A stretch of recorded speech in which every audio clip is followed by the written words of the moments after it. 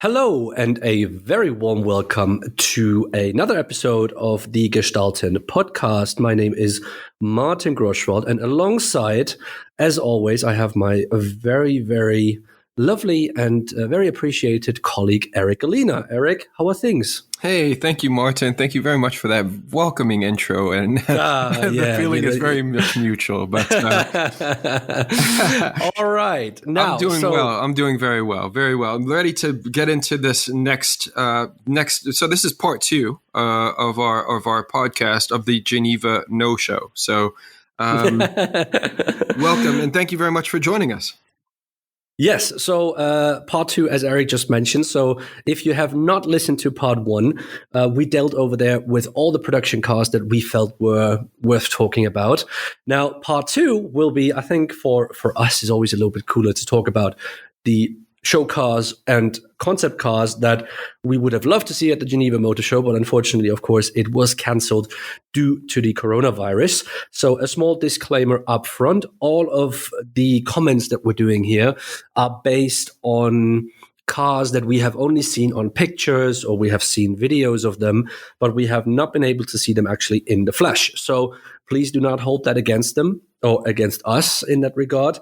We will do the best to kind of put them into a very broad and overall and professional review, to put it that way. And long story short, let's crack on. And we will actually start with the Polestar Precept concept, which was actually presented a little bit before the Geneva Motor Show, which would have his first official presence at the Geneva Motor Show, which of course that didn't happen. But this car has received quite a bit of praise from the media, from the car design community for, its development of the Polestar brand. So Eric, what's your take on this praise? I wholeheartedly agree with everything that is being said in favor of this vehicle, because I really do like where they're going. I do like a lot of the solutions that they've implemented in this all-electric vehicle. So, Polestar at the moment, the first Polestar 1 that was unveiled, where was that thing shown? Was it in Detroit many years ago? Anyway, it was shown under the Volvo. It was called a Volvo concept at the time. It was the concept coupe, which was great. It was one of Thomas Ingenlath's first vehicles, which basically pointed the way towards the XC90, which was the first production car off of that design language. But it was very much a Volvo thing. And Volvo took it and ran with it. Max Missoni, obviously, with the exterior design, then Robin Page with the interior.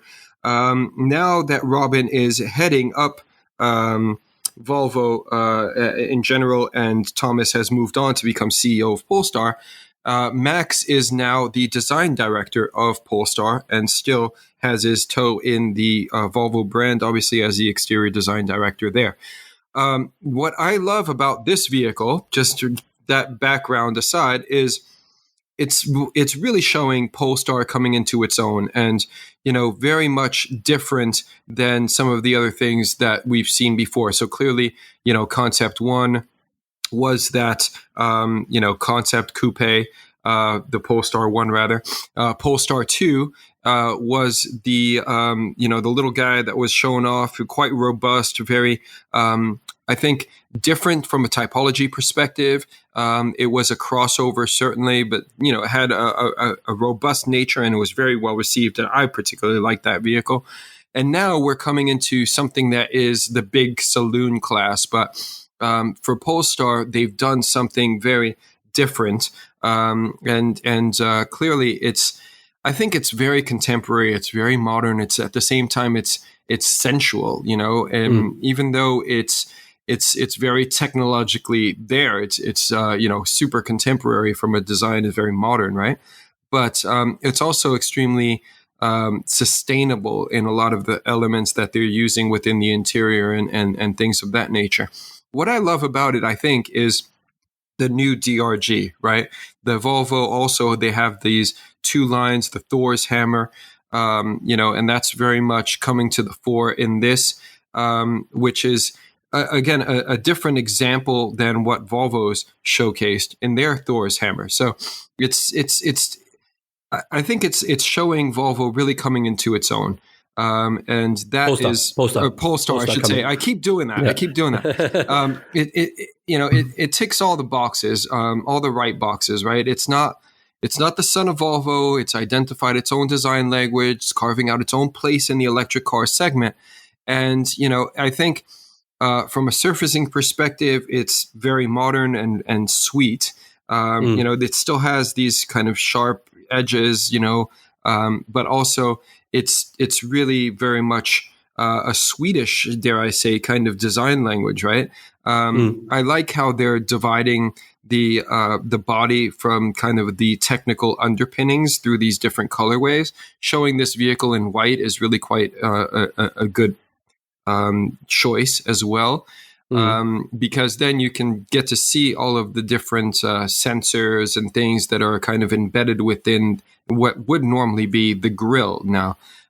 So it's a different take on, showcasing this technology, but also if you just look at the front face of that car, there's numerous innovations, right? There's a lot of elements that are influenced directly from aerodynamics, and aerodynamics massively important in an electric vehicle, with this kind of front spoiler, if you will, which is, it's more of a wing because it sits atop the hood and therefore guides air over the body. And then at the rear, you've got this almost, horizontal backlight. There is no actual backlight on the car. It's actually part of the roof. So that, I think it's super cool. I don't know how that affects rearward visibility. My assumption is that you're not even going to care, because all of these cars, in terms of, side view mirrors and rear view mirrors, are all now turning electric. So you've got camera-based systems within these vehicles. So I think from an aesthetic perspective, the exterior of this vehicle, they've done a really, really good job. And the interior also, really speaks to the sustainability aspect, and the fact that they are working with some partners that are, leaders in their field to show more sustainable materials, the user interface as well. Very simple, minimalistic, very clean. And I think it's definitely, when I first saw it, I was like, wow, this is amazing. I really, really like a lot of the messages that it's conveying, certainly in terms of the sustainability aspect, right?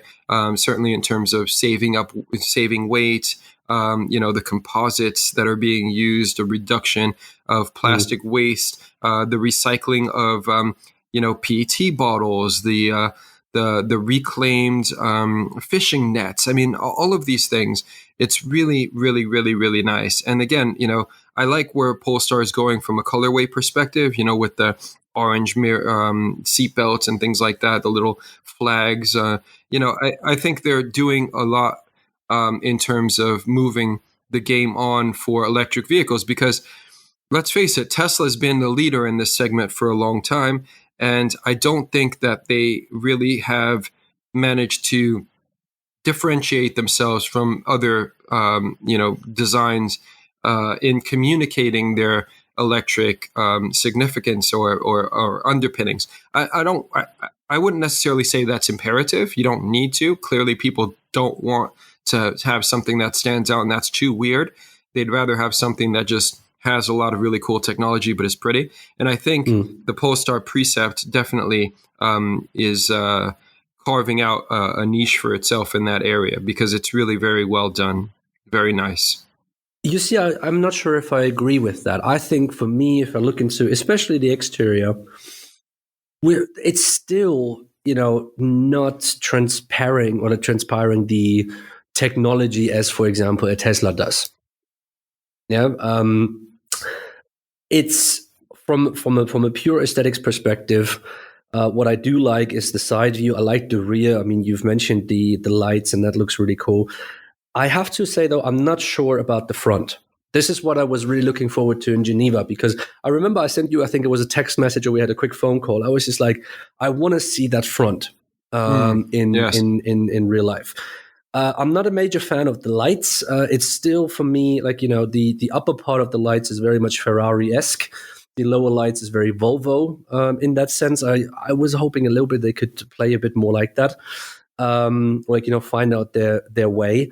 I'm not mad at it, at all. I think it's a very well-rounded exterior, but I think they could have been a bit more progressive. Engelhardt, of course, said that this is close to what the future Polestars will be like. So I expect this to be closer to production than we might think. Oh yeah.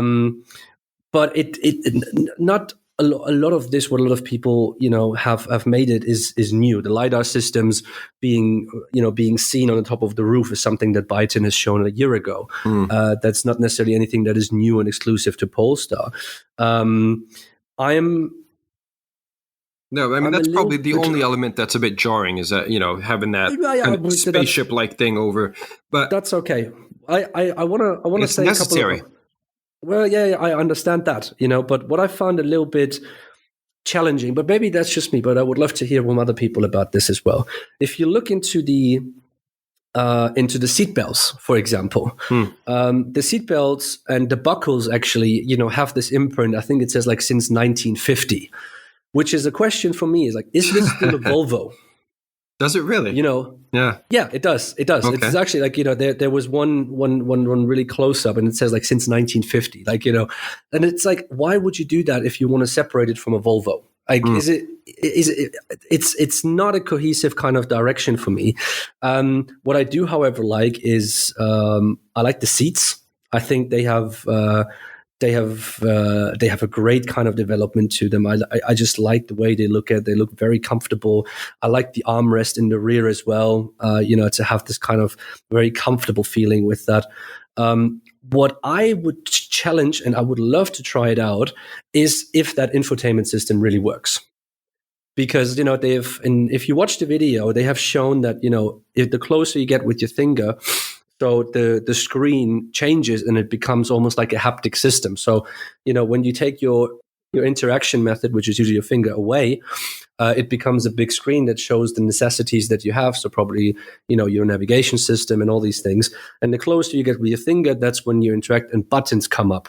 Now, my question is that really safer than, other systems that could be out there? Because if I have to put my finger there and I have to look where I have to press, is this actually a method that that is very user friendly? Is something that you have to try out, especially you have to try it out while driving. On a concept, I understand where they're coming from, but I would not want to kind of overly celebrate the whole thing, because there are some elements that I would question if they would work like that, or if it's just a kind of a nice idea to come out with it. What I would like to say, and this is very interesting, if you look back into the Volvos when they first started off under Engelhardt, they clearly had a very strong emphasis on exterior design. And if you then really drove the production version of the XT60, 40, all these things, the interior was a bit of a letdown in terms of quality. This looks much more comprehensive.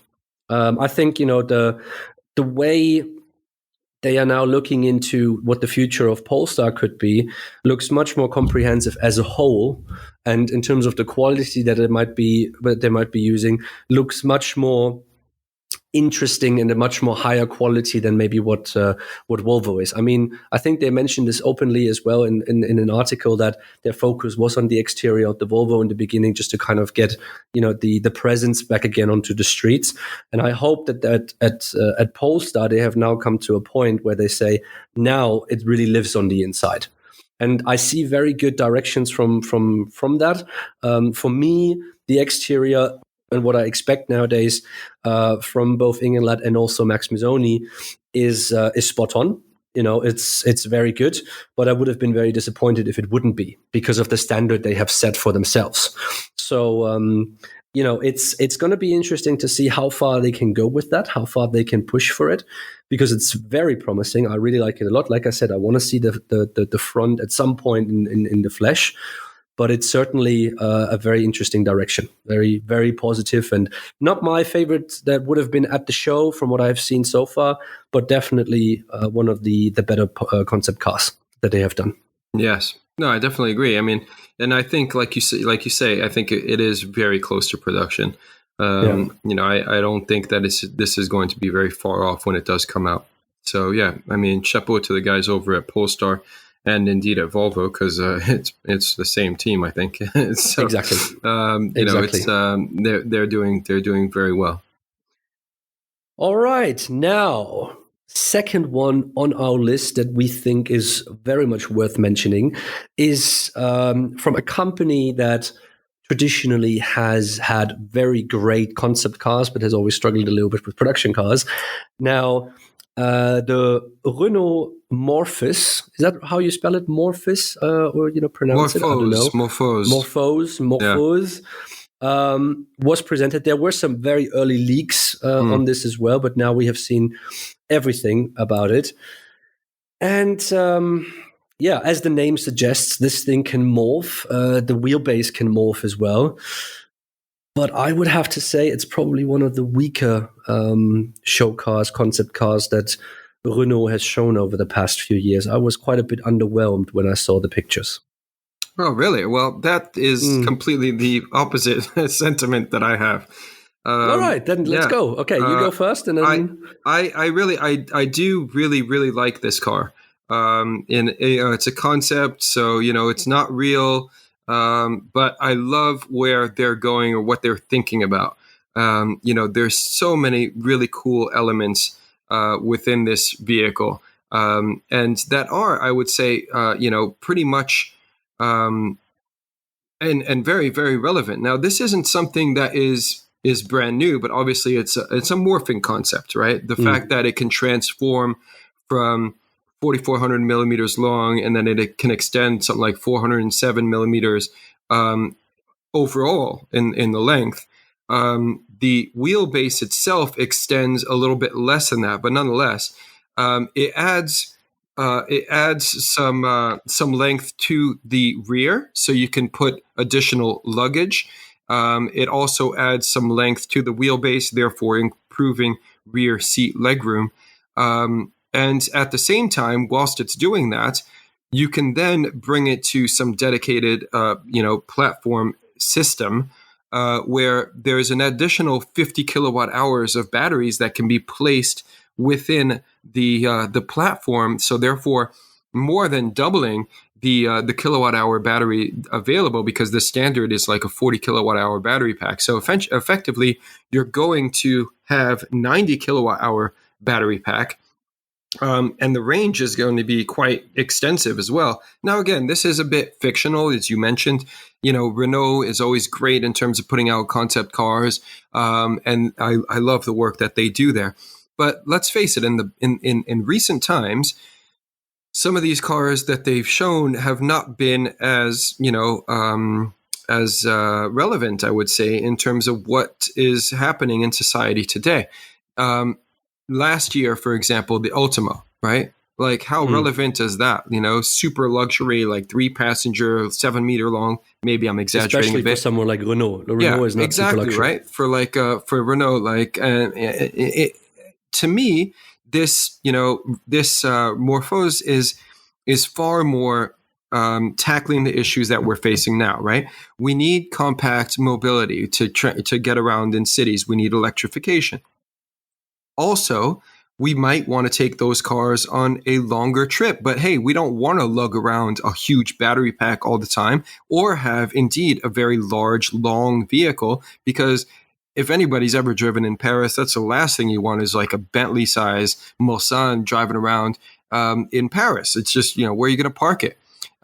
So, that's the thing. Even if you do have a chauffeur, you don't, getting around in narrow streets in Rome, in Paris, and even in London. I mean, there isn't that much space in European cities. So Renault coming up with this vehicle that can shapeshift, effectively get to be much longer, fit more people or more luggage, and make the passenger compartment more spacious. At the same time, if you look into the detail and how it is that they've done this, because it's important to actually say, this isn't the first time Renault has explored this, right?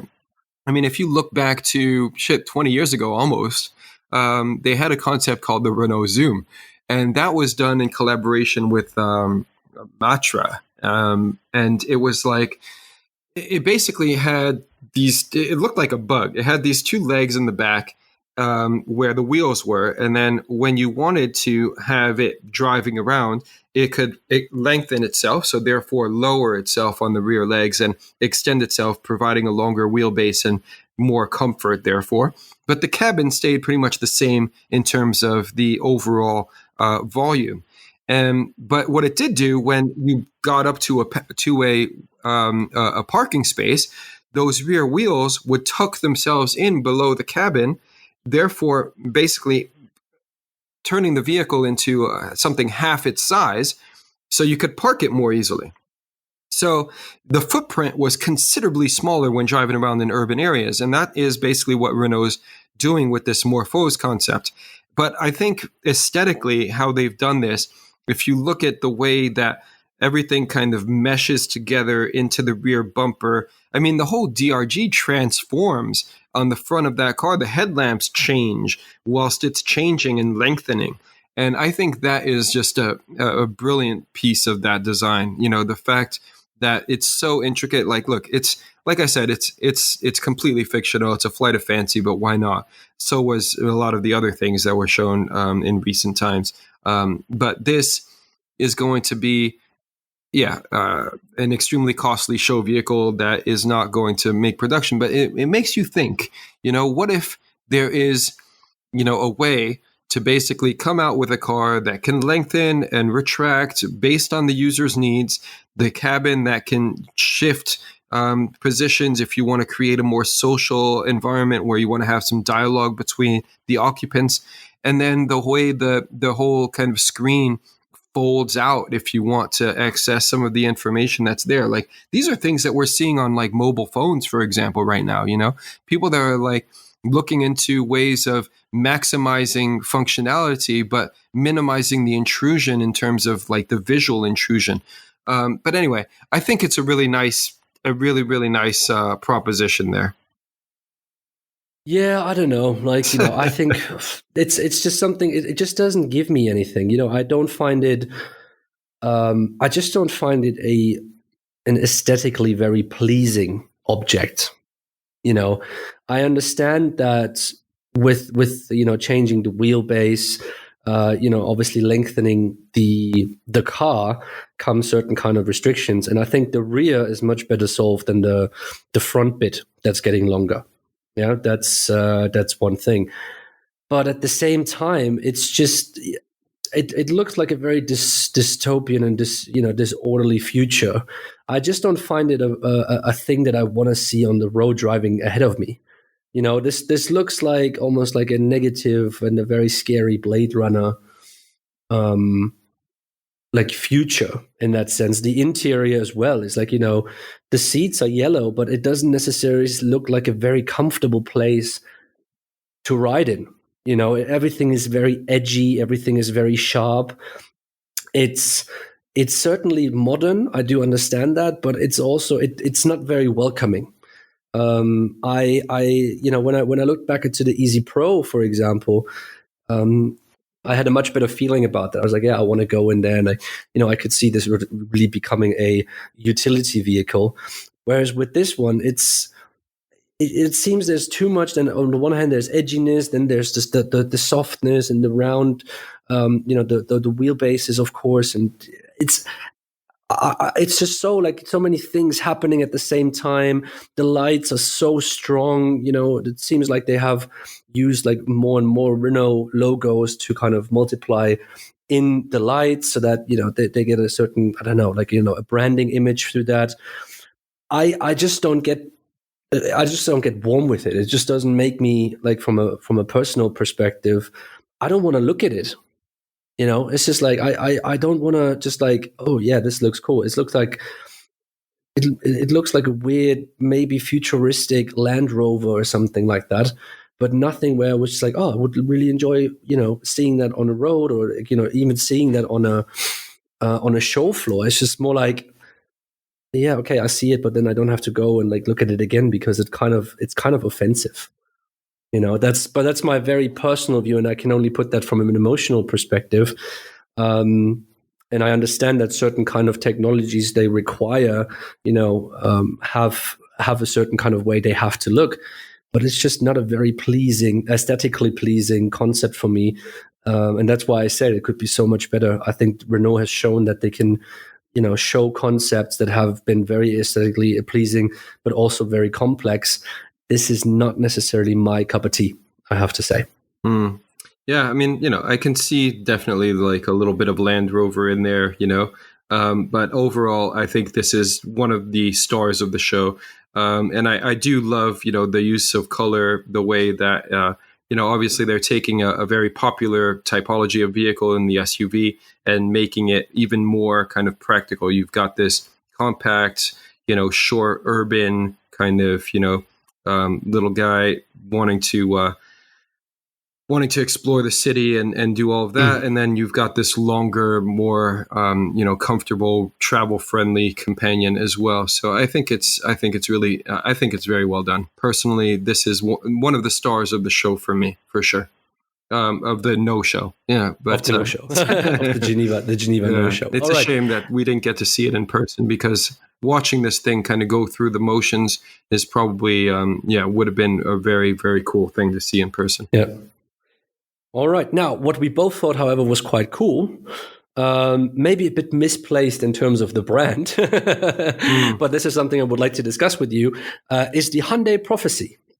Ah, yes. And we saw teasers about this with the lights, and the first thing I was like, oh, they're doing a 911. And the second thought was, why is this not a Genesis? So now that we have seen all the pictures, we have seen all the reveals around this as well. I say I like this thing. There's tiny bits and pieces that I don't enjoy, but I'm still asking the question, why is this not a Genesis? Well, I mean, I don't know. I think, that is a good question. I don't have an answer. I think, I mean, if I look at this car, objectively speaking, or even subjectively, I should say, Hyundai is still very much, I think, in the stage where they're firing a shotgun, and a shotgun is it's not a 9mm hollow point, right? It's not a very specific bullet. When you hit a target with a shotgun, it just disperses all over the damn place, and you end up getting shrapnel all over the damn target. So this is, to me, Hyundai still trying to figure out where it is that they want to go. Because if you look at what they showed in, now it could be, a bit different, certainly, than what the Concept 45 was. It could be that they were just exploring at that point, providing an homage to the original vehicle created by Giugiaro back in the day when, Hyundai was still trying to figure out what to do with their first car. And then, and so I get that. Okay, Concept 45. But Concept 45, that interpretation is kind of the polar opposite of this prophecy. Polar opposite, from a surfacing perspective, even from an interior perspective, like design-wise. I mean, this, like what Donkerwolk said in that very, very famous video that's been circulating, seeing as they had no press conference, there's about a 16-minute video going around circulating, and the good part is about halfway through, and Luke starts talking about the actual design of the vehicle. There's been smaller videos as well showing Simon and Sang-Yup talking about the car as well. Now, their video is more, marketing, whereas Luke kind of gives us more of a raison d'etre behind this vehicle. And he talks about something in particular that is really was my favorite part. And he talks about like the 20s and the 30s and how back then it was kind of a more optimistic future, looking into what could be created and all of this. It was very opportunistic time within the industry. Now, I think that what they've done clearly is they've meant to showcase some of these same levels of enthusiasm and the future optimism as the 1920s and 1930s era streamlined cars, but in a more abstract way. I mean, it is very much, a flowing, pleasing pebble shape, because they do note that was part of the influence, was this black pebble. But then the interior is also kind of juxtaposed against that, and a bit jarring as well, if I do say, with the colors and certainly the way that they've chosen to go about this aesthetically. And then there's kind of the whole joystick thing, which I'm like, is that going to be really worthwhile? Like, is that useful? Is that even like, or is that just sci-fi? Like, just because designers like sci-fi.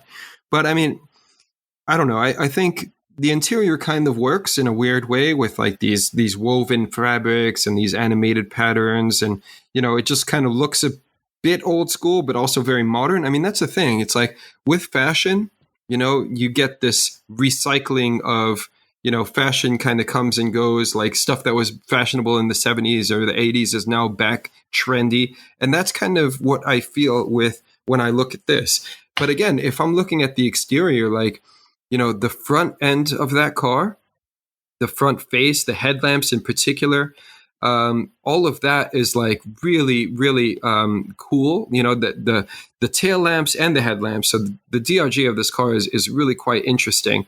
But then you've got this flowing form, which, yes, I mean, certainly has a lot of Porsche in it. Yeah.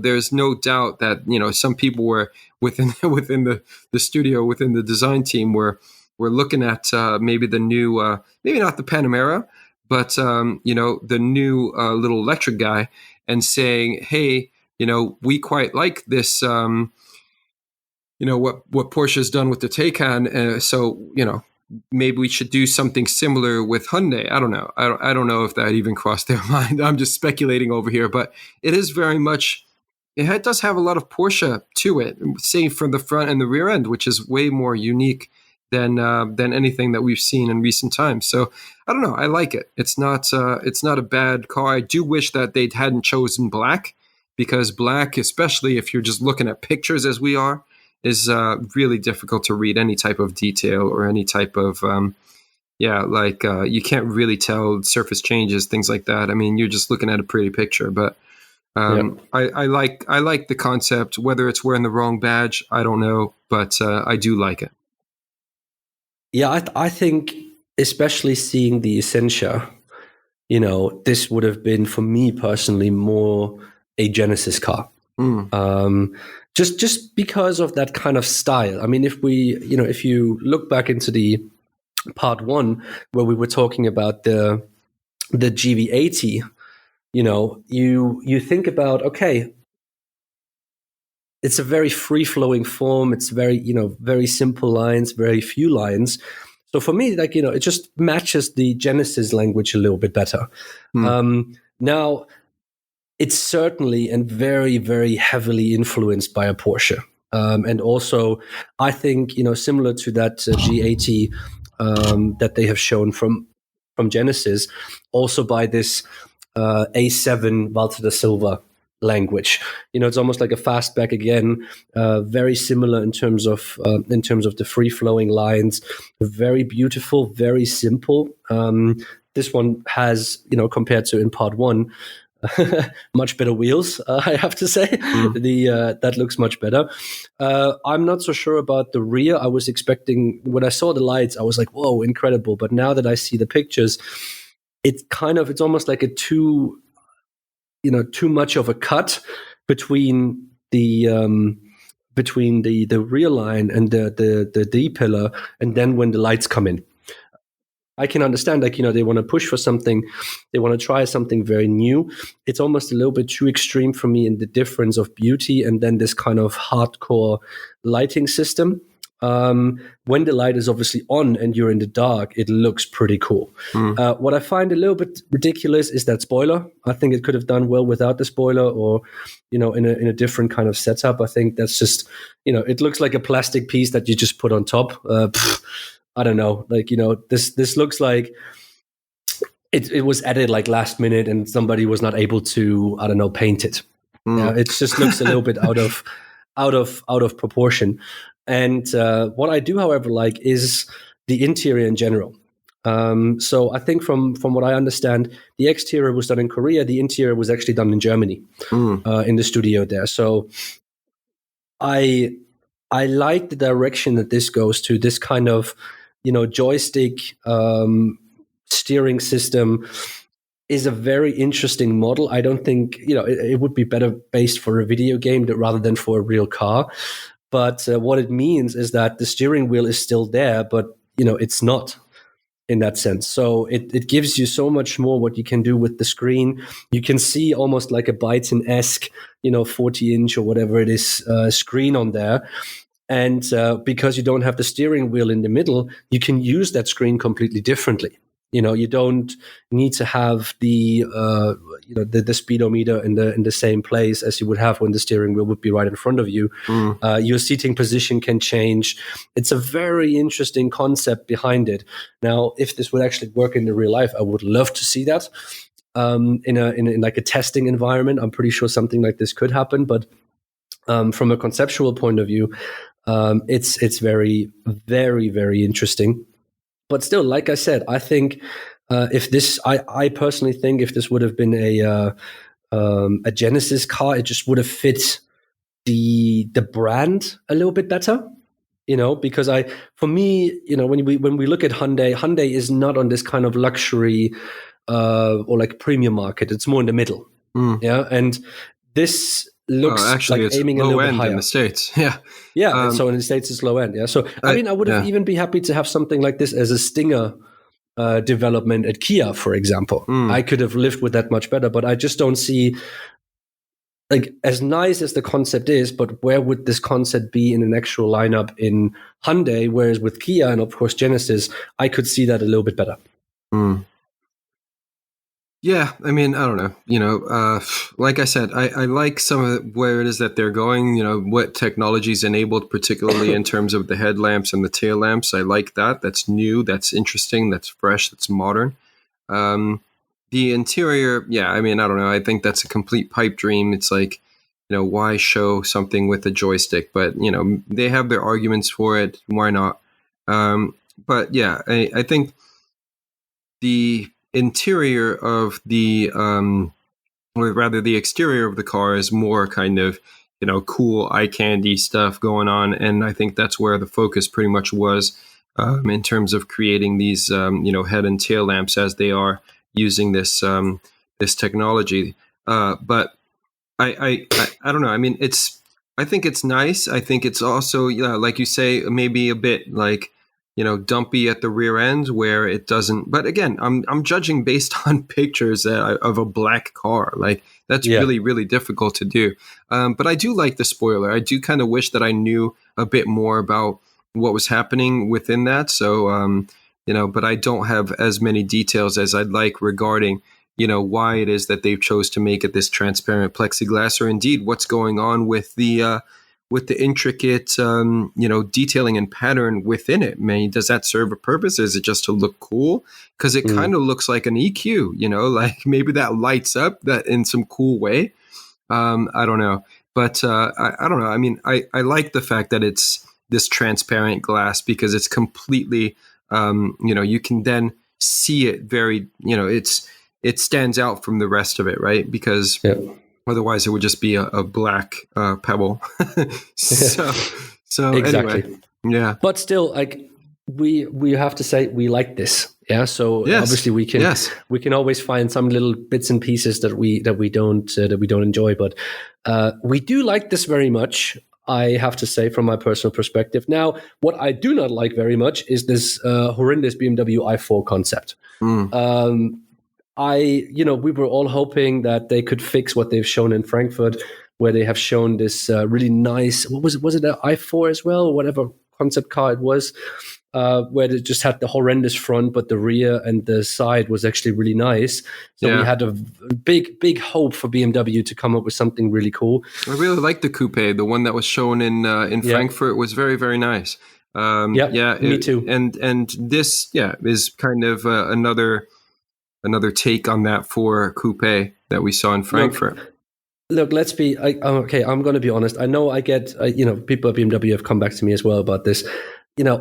Yes, we might have a little bit of this image of BMW bashing, but look, they had everything in Frankfurt. They just had to fix up the front a little bit. And what are they doing? It's not a great car.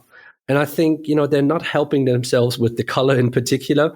It's a color that was used for another concept, I think the CS concept already. I personally don't think it looks good. I think brown or bronze cars should not exist, because just to put it out there, brown oftentimes looks like a pile of shit. It's just the way it is. And when you put that onto a car, it's very difficult to make that work. So it's just a very difficult color that you have to look at. But it's also, the entire car for me is not very original.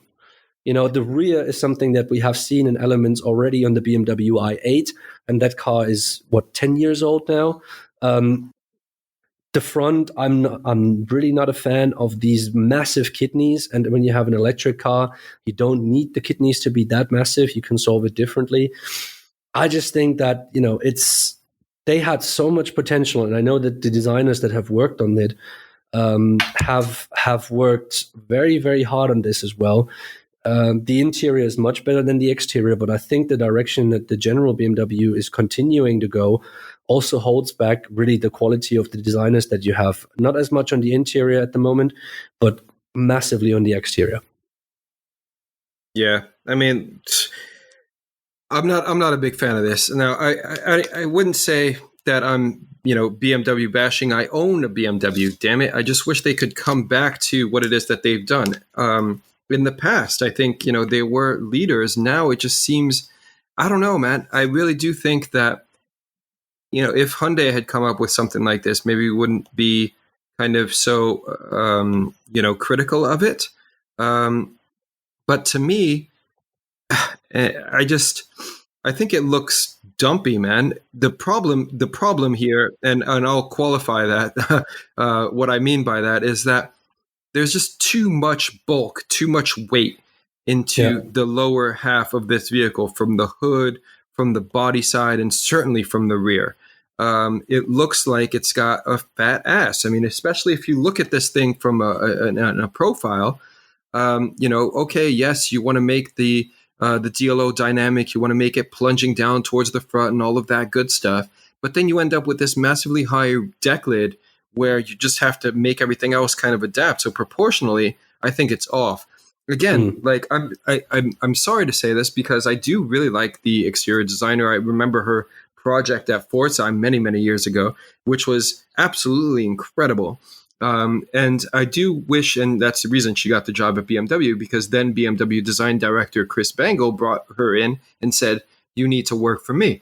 She had some very innovative ideas. This is not innovative. This is like, I just don't, get what it is that they're looking to do, especially when you look back in the history of the I brand, right? These were revolutionary vehicles. I mean, i3, i8, those were incredible from a design perspective.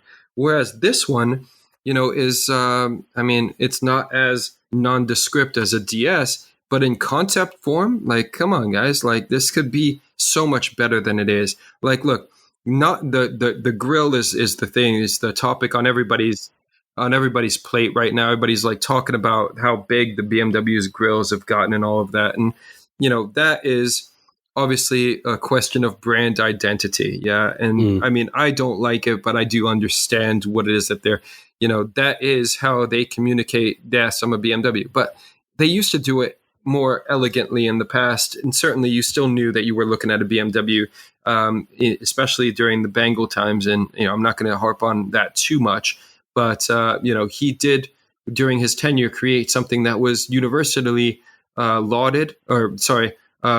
very much disapproved of and critiqued at the time.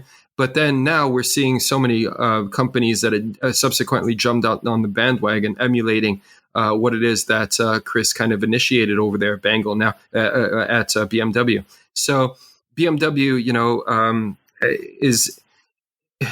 is a brand with an incredible pedigree, and it's a real shame to see it. And I don't want to be like, saying that I'm BMW bashing, or in fact that I'm a BMW fanboy, but it doesn't seem, or Bangle fanboy rather, but it does seem that things have kind of taken a dive over there, and not for the better, clearly. But I do want to address one of the things that you mentioned, which is the color. Now, the color, my first car was brown, right? But it was also a 1973 Lincoln. So that's a bit different, right? And again, it's like coming back to what I was discussing earlier, what I was mentioning earlier, rather, in terms of fashion and recycling. Like, we have seen brown make a comeback. This particular kind of beige looking color is something that we have seen in recent BMW concepts as well. Remember that 7, the massive thing. So I think if you're now unable to attend auto shows and having to be a desktop critique, looking at these images of the concept cars revealed, this is probably the better color to showcase your vehicle in, just because you can actually read surface changes. You can actually read a lot of the elements of the design, certainly, the exterior design. And so I can't, I'm not mad at this, but also, and this is again moving into the interior. Copper is the electric conductor, therefore very much on trend at the moment in terms of being on every single electric vehicle in some form. And I think the interior of the car is actually quite nice. I do wish that it was, less screen in your face, more rounded, but technically, and that's pretty much what they're showcasing, is this technology aspect. Technology. It's readily apparent within the interior of this car, which, in my opinion, is far more successful than the exterior design, rather. Oh yeah, I agree. I mean, it clearly takes some inspiration also from Mercedes. If you look into the screen in particular, it's a very Mercedes-esque size of a screen, which I am certainly not mad about, because I like that MBUX system and I like the setup that they have over there. And it also looks very clean. I mean, it almost looks for me that, the interior is much more sophisticated. It seems like, there's a much better thinking of, what does a BMW stand for? And I mean, this is an I model, so it's not an M model that needs to be ultra aggressive and all these kind of things. So I like the colors as well. I'm not a big fan of copper myself, but the combination with the white, I'm quite happy to look at. That's certainly not the point. So definitely well done on the interior team on that one, and also on the color and trim team. Apart from the exterior color, I don't like that. I can't live with that. That's just terrible. But that's just me personally. But what I found really sad about this is it pretty much looks like a 4 or 5 series that has been IE-fied, if you know what I mean. It looks like we take the elements that, the team around Benoit Jacob built when BMW I was truly in existence. And, when they started to do the i3 and the i8, and they've literally just put copy and paste on a bad Photoshop these elements onto the car, and they've then just kind of tried to work it out in that sense. And that's just what I find so disappointing about this exterior, because all these people that they have at BMW, they're so talented, and I don't know if this has to do with nobody properly speaking up, or, I don't know if, what the hierarchy work or is like at BMW internally to make these kind of decisions. But I don't think that, the brand will survive based on design. It will survive based on the name and that the people enjoy it. But how long can that go ahead without a design going on the same level? Because it's been, quite some time now that we had quite a bit of disappointment from BMW, and something's missing there. I don't know if this is the feeling, and I know that Van Hooydonk has said multiple times, other markets like it, but do they really? That's the question. I'm not quite sure, and the sales numbers don't always say the same thing that he does. So it's going to be interesting to see that they can hopefully move it forward, and then coupe that they have in Frankfurt. Apart from the front, we all like that. Everybody did, so they're not far away from each other. They just have to maybe become, a little bit more listening to the people around them, in my opinion. But who are we to judge? We're not the decision makers at BMW. No, but it doesn't seem like the design team is much either. So, And that's a completely different problem. But I don't think that the design team has actually anything to say in the decision making. I think they're being told what they do, and that's what they do. Yeah, there's not. It doesn't look like there's a lot of challenging happening there. Yeah. But let's move on. Last but not least of the concept cars that we wanted to talk about in this part 2 of the Geneva No Show. Let's talk about the DS Aerosport Lounge concept. In part 1, we kind of ripped apart the DS9. Eric, what do you think of this one? Well, I mean, I wouldn't say I ripped apart the DS9. It's nondescript. Let's say we were disappointed. It's nondescript to me. Yeah, I mean, and this thing, is an SUV, so clearly a very successful typology. They say that it is not a typology, an SUV, but it is an SUV. They call it an Aerosport Lounge, and that's fine. But it's definitely, it's got some SUV coupe undertones clearly. Now, I mean, I don't know. It's a big car. I think personally, like exterior wise, like meh, whatever. I mean, there's again some aero elements going on with the hood, just like in the Polestar Precept, but here it seems like they're less well resolved with these little wings kind of hanging over the front sections of the hood. I do like what it is that they've done in terms of breaking up the volumes from a color perspective, right? It's two tones, so they've got this kind of black main element to the body, which is then and we've seen this before in other vehicles and other concepts, especially where there's this other kind of second skin, if you will, going around the car in a different color, and that's kind of the feel that I get looking at this Aerosport Lounge concept. So yeah, it's not bad in that sense, but then in the interior, and this is something that I guess criticism that I can levy against the Lagonda SUV as well, or certainly more recent Lagonda concepts. It's that when you look inside, and this thing has a lot of really interesting materials from a sustainability perspective on the interior, it just looks dated. It looks like something you could find in like, maybe, some 5-star hotels in the 1970s in terms of the overall aesthetic and decor of the interior of these vehicles. And this one in particular, I'm sure they were influenced by some high-tech hotels, some, really luxurious spaces. But to me, it's like, there's a lot of things that I guess would add additional weight, which are kind of unnecessary, and then their overall feel, when you're looking at the interior in particular, is not one of future. It's more, like I said, 1970s.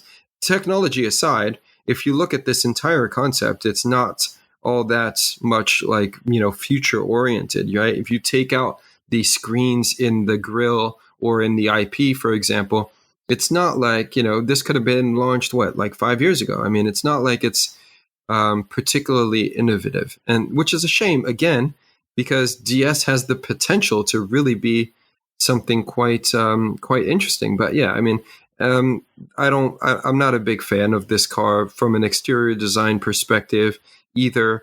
I just think that, I don't know. I mean, I don't really know why somebody would want this type of vehicle, but again, I'm not the buyer. Yeah.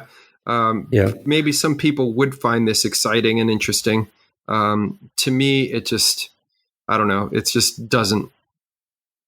I think it comes back a little bit to the conversation we had with the DS9 as well.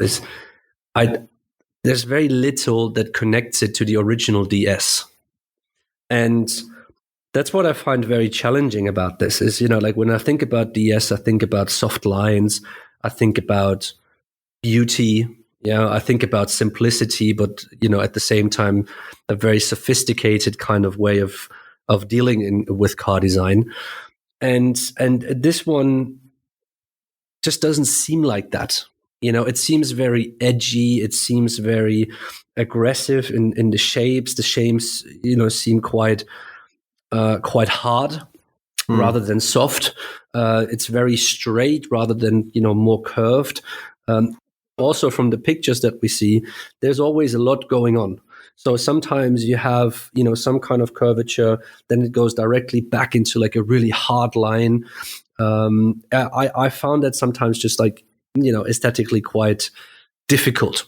Like either make it very hard as it in general, or just make it soft. But like finding that middle way. And if we look back to the Hyundai, for example, they were all around very soft, so that has worked out very nicely. The Polestar, I would say in general, had a little bit of a harder touch to it because it is the modern kind of way of doing things, but it was very consequent in the way of how it did it. And this one has a little bit of both, but it doesn't really match the entire thing. Where it is consequent is that it's the same on the interior. So the seats look very, edgy as well, very, geometrical, very like triangular in that regards, rather than like soft, like a soft touch to it. So I'm personally just not a fan of that. I like these kind of more, well-rounded and more beautiful and simplistic shapes, rather than these, hardcore cut-off, edgy shapes. And for me, it's just like I don't know where DS wants to go with this. I mean, also with the DS9, with this concept, what is the plan? What is the picture that the company or like the brand wants to build? With Citroën, I see that much clearer. With Peugeot, I see that much clearer. With this one, I just don't know. There's the clear picture missing, and that's the sad thing about it. It's like I just don't know what they want to show us with that. Yeah, I think this is more of a showcase of materials. I think in my perspective, it's more what can we do in terms of utilizing some really commonplace kind of material like straw, for example, to make it much more of a luxury element. And that to me is, really quite cool. Again, there's a sustainability story here, which is, from that material, that perspective, it's on par with what we've seen out of Volvo. They just didn't take it far enough, right? The technology as well is also another thing that they're trying to showcase within this vehicle from a luxury perspective. The screens, the virtual, ultrasound and all of the rest, in terms of like getting some tactile feedback within this interior, making it more human centric. I mean, DS, like Citroën, is all about like comfort, right? And I mean, that's what it was. That's what it started out as. But to me, it just doesn't. It's not as inviting as some of these other concepts that we've covered. Certainly not the Polestar thing, which is more modern, more futuristic. This one is more claustrophobic, if I say so. Even in a 5 meter long vehicle, it just doesn't feel as open, as airy. Maybe that's not what they were going for. Maybe it's more the cosseting style environment they were looking for. I don't know, but ultimately I'm just not the biggest fan, and it is a shame because to me this doesn't resonate at all. No, and it's something that just to kind of finish this off, I think if you look back to the E-Tense concept back in 2000, I think it was 16. Yes. Yes. The green car, which was the exterior done by Bob Romquez. It was a much more cohesive and coherent picture that they were building. They still had some edges in there, and they tried to make it a bit more aggressive, but there was this very much sensuality with it. And that was difficult to see in the new one. And that was always something that I appreciated very much about the E-Tense. With this new one, it's kind of losing, that mix that we mentioned earlier. So unfortunately, over the past 4 years, it seems like they've gone downhill a little bit with maybe their decision making, or maybe with the direction that comes from the top. We don't know. I really couldn't say, but it is a shame. that they are not as they're not at the level that we feel they should be, which is, unfortunately, and you're not inside there. You don't know. Maybe they were having their budgets cut, their strings pulled. I don't know what's happening, but certainly it doesn't seem like it's as progressive as, certainly that DS Etance concept that was shown in Geneva several years back. Yeah. All right, Eric. Then that was it for part 2 of the Geneva No Show. Yes. Once again, thank you very much for being part of this, and that we always keep on doing these fun podcast episodes together. My pleasure, Martin. Thank you. Just for everybody, you can find Eric on, I think, all big social media networks such as LinkedIn, such as Instagram, YouTube, Twitter, under the handle @FormTrends. On LinkedIn, you'll find him @Eric Galina. Myself, you can find me and the company behind it at the handle @Concept House, and you can find me on LinkedIn @Martin Groschwald. And please do us a favor when you listen to this. If you download this from iTunes or if you listen to it on Apple Podcasts, give us a 5-star review. It will help us to push us up a little bit in our respective category, which means we will get some more listeners, which is always great for us. If you listen to us on our Podigy website, feel free to comment. We're always happy to see people engaging with us, but also do that on the social media channels. And be prepared. We already have, I think, a couple of new special episodes coming after you have listened to this episode, which we're very excited about, which is going to be very cool. So you will hear from us back again at these special episodes. And in the meantime, thank you very much for listening. Thank you very much, Eric.